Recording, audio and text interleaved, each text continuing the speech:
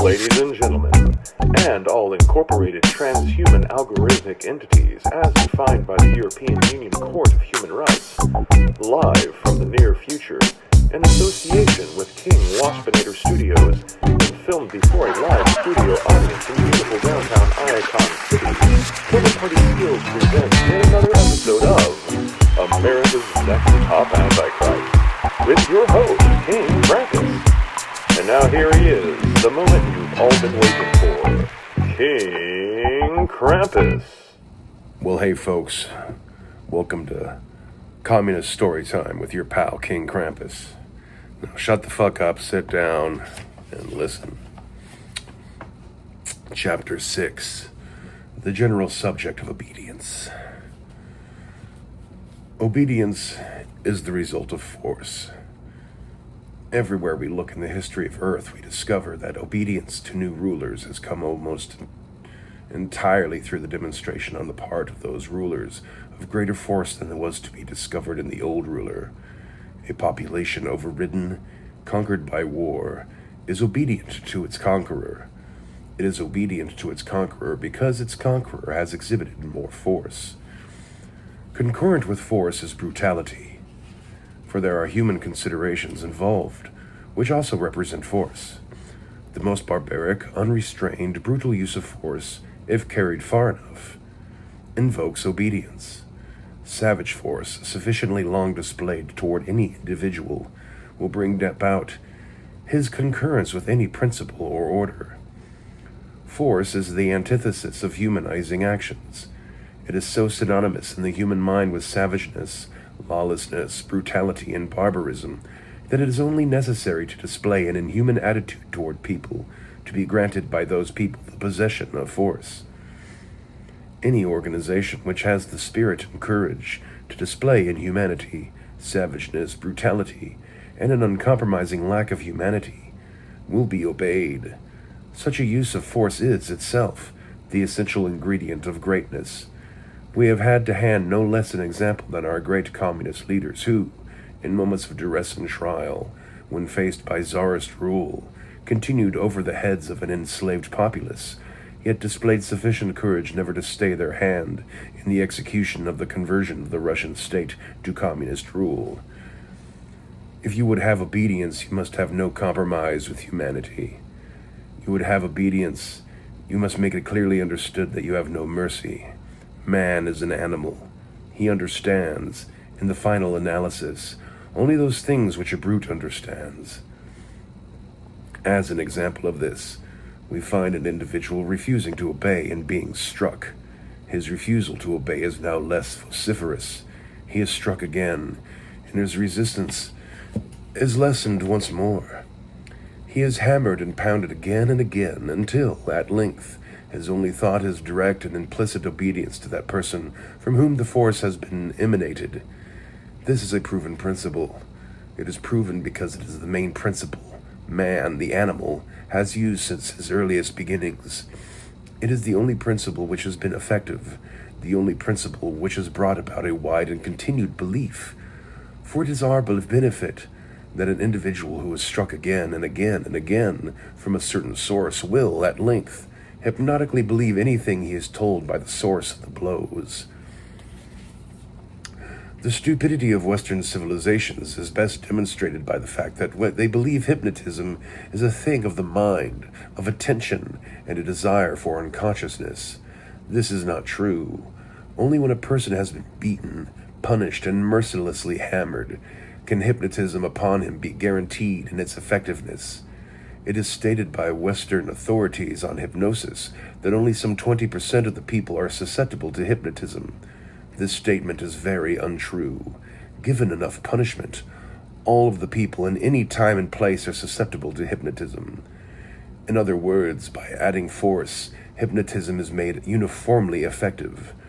Where unconsciousness could not be induced by simple concentration upon the hypnotist, unconsciousness can be induced by drugs, by blows, by electric shock, and by other means. And where unconsciousness cannot be induced so as to make an implantation or a hypnotic command effective, it is only necessary to amputate the functioning portions of the animal man's brain to render him null and void and no longer a menace. Thus, we find that hypnotism is entirely effective. The mechanisms of hypnotism demonstrate clearly that people can be made to believe in certain conditions, and even in their environment or in politics, by the administration of force. Thus, it is necessary for a psychopolitician to be an expert in the administration of forces. Thus, he can bring about implicit obedience, not only on the part of individual members of the populace, but on the entire populace itself and its government. He need only take unto himself a sufficiently savage role, a sufficiently uncompromising and human attitude, and he will be obeyed and believed. The subject of hypnotism is a subject of belief. What can people be made to believe? They can be made to believe anything which is administered to them with sufficient brutality and force. The obedience of a population is as good as they will believe. Despicable religions such as Christianity knew this. They knew that if enough faith could be brought into being, a populace could be enslaved by the Christian mockeries of humanity and mercy, and thus could be disarmed. But one need not count upon this act of faith to bring about a broad belief.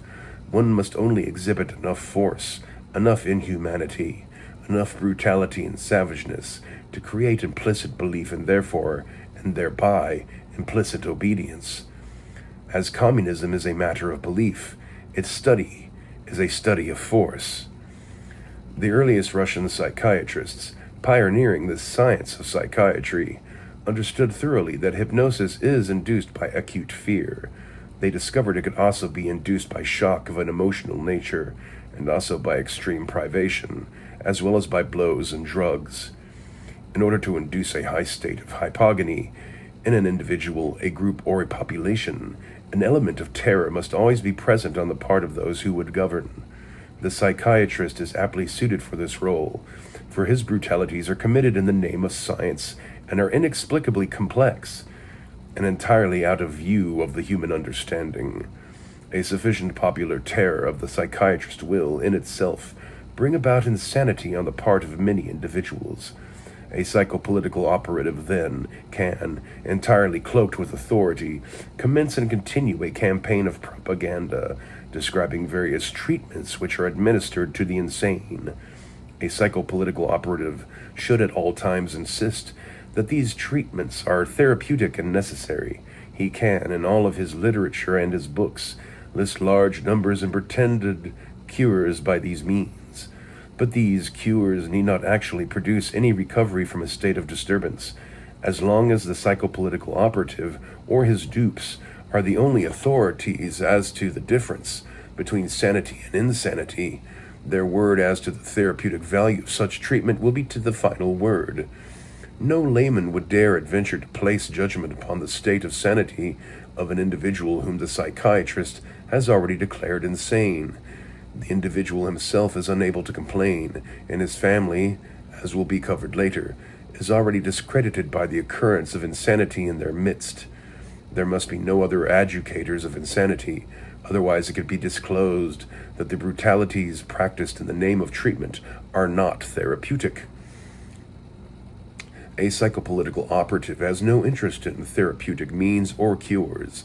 The greater number of insane in the country where he is operating, the larger number of the populace will come under his view, and the greater will become his facilities.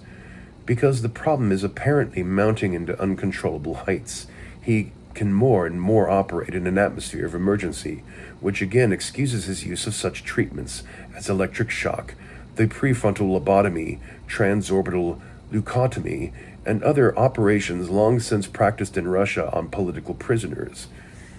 It is in the interest of the psychopolitical operative that the possibility of curing the insane be outlawed and ruled out at all times. For the sake of obedience on the part of the population and their general reaction, a level of brutality must at all costs be maintained. Only in this way can the absolute judgment of the psychopolitical operative as to the sanity or insanity of public figures be maintained in complete belief. Using sufficient brutality upon their patients, the public at large will come to believe utterly anything they say about their patients. Furthermore, and much more important, The field of the mind must be sufficiently dominated by the psychopolitical operative, so that wherever tenets of the mind are taught, they will be hypnotically believed.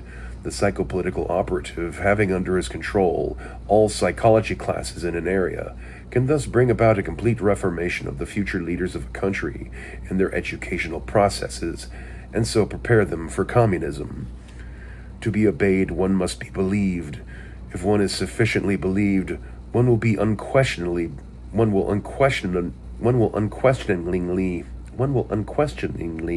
be obeyed. Yeah. That's what I get for trying to read this shit with a chest cold.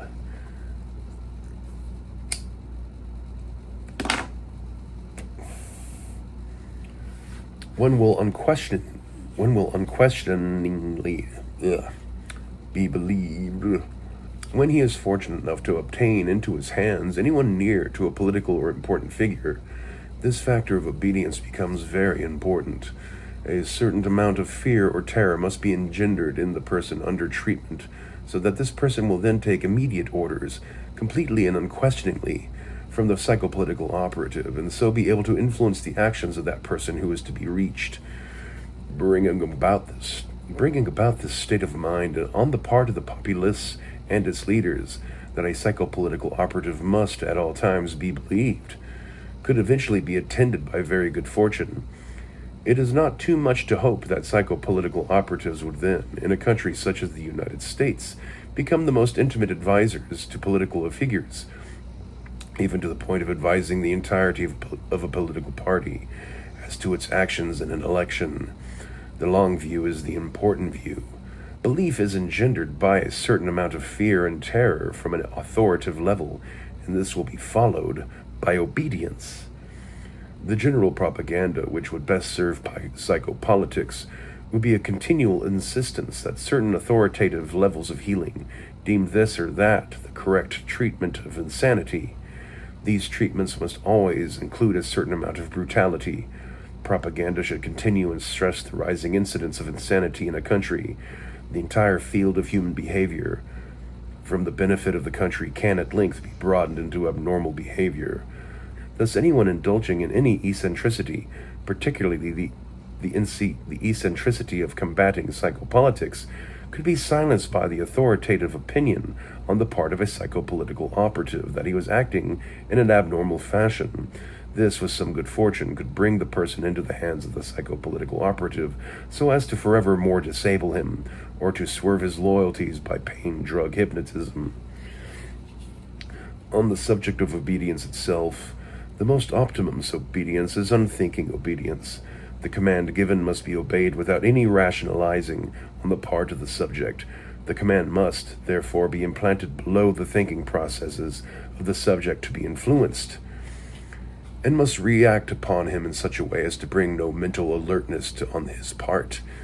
It is in the interest of psychopolitics that a population be told that an hypnotized person will not do anything against his actual will not commit immoral acts, and will not act so as to endanger himself. While this may be true of light, parlor hypnotism, it is certainly not true of commands implanted with the use of electric shock, drugs, or heavy punishment. It is counted upon completely that this will be discredited to the general public by psychopolitical operatives, for it were to be generally known that individuals would obey commands harmful to themselves and would commit immoral acts while under the influence of deep hypnotic commands. The actions of many people, working unknowingly in favor of communism, would be too well understood. People acting under deep hypnotic commands should be acting apparently of their own volition and out of their own convictions. The entire subject of psychopolitical hypnosis, psychopolitics in general, depends for its defense upon continuous protest from authoritative sources that such things are not possible, and, should anyone unmask a psychopolitical operative, he should at once declare the whole thing a physical impossibility, and use his authoritative position to discount any accusation. Should any writings of psychopolitics come into view, it is only necessary to brand them a hoax and laugh at them out of countenance. Thus, psychopolitical activities are easy to defend. When psychopolitical activities have reached a certain peak, From there on, it is almost impossible to undo them, for the population is already under the duress of obedience to the psychopolitical operative and their dupes. This ingredient of obedience is important, for the complete belief in the psychopolitical operative renders his statement canceling any challenge about psychopolitical operations irrefutable. The optimum circumstances would be to occupy every position which would be consulted by officials on any question or suspicion arising on the subject of psychopolitics. Thus, a psychiatric advisor would be placed near to hand in every government operation. As all suspicions would then be referred to him, no action would ever be taken, for the goal of communism could be realized in that nation. Psychopolitics depends, from the viewpoint of the layman, upon its fantastic aspects. These are its best defense. But above all these defenses is implicit obedience on the part of officials and the general public, because of the character of the psychopolitical operative in the field of healing.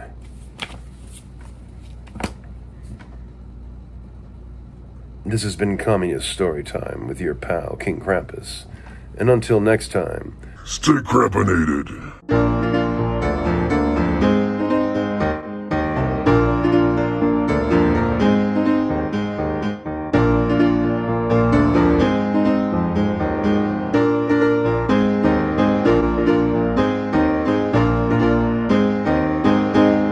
First of all, what went through my mind is how stupid am I to actually volunteer for this.